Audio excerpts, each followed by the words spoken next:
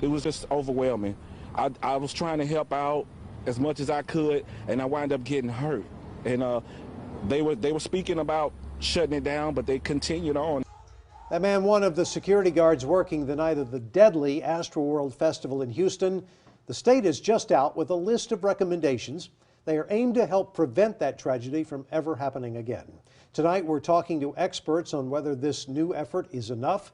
Thanks for joining us here at 10 o'clock. I'm Robert Hadlock. And I'm Britt Marino. That terrible night, 10 people died when a large crowd of people crushed concertgoers during the November concert.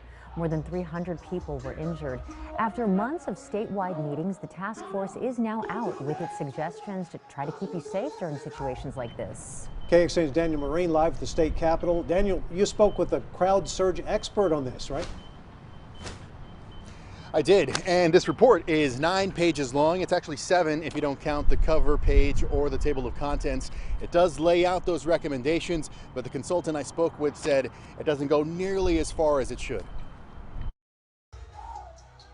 5 months after Astroworld, a final report from the governor's Texas Task Force on Concert Safety, and many of the recommendations are ones you might expect, like an event should have centralized on-site command to shut down or pause a concert during an emergency. Organizers should know ahead of time which agencies will respond to 911 calls, and organizers should research the artists to know what to expect. It's a very disappointing report, very superficial. Paul Wertheimer runs Crowd Management Strategies, a concert safety consulting firm in Los Angeles. In 1979, he was part of the task force brought together after a crowd surge killed 11 people at a The Who concert in Cincinnati. He believes the findings in the Texas report, while good ones, are just too general and nothing new, relying too much on documents already available online and saying too little about enforcement. It's not going to go anywhere. They needed to put teeth in that report. You can't talk just about training. You have to talk about what kind of training. I didn't see any mention in the report about festival seating standing room environments, the kind of environment we saw at Astroworld. The report does make specific recommendations when it comes to permitting for big events. And we need to have proper permitting. James Gresham is on the board of the Texas Municipal Police Association, which was part of the task force. He likes the recommendation for a statewide template for permits. You see, right now it's different rules in different places. Some states, you look at, they have a really strong history of festivals. New York, California, for instance, and their planning requirements are much more extensive than what we have here in Texas.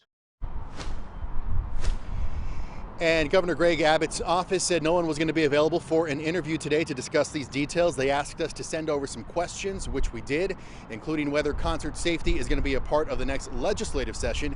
We're waiting to get those answers. Back to you. Thanks, Daniel. Well, permits were an issue at a recent outdoor Dallas concert that ended with the shooting of a concert goer. Organizers there did not have a permit. One person was found with a gunshot wound to the head. Dallas police say one person fired a gun into the air and another person fired a weapon in the crowd's direction. Police have not made an arrest. Now, we did look into the permit recommendations created by the task force. The report says local officials can shut down a show if the organizer did not get a permit or violated its permit somehow. And as we mentioned, the task force is also calling for a universal permitting template. That's after members found that the permitting process was inconsistent across the state. We do have a breakdown of this report at KXAN.com.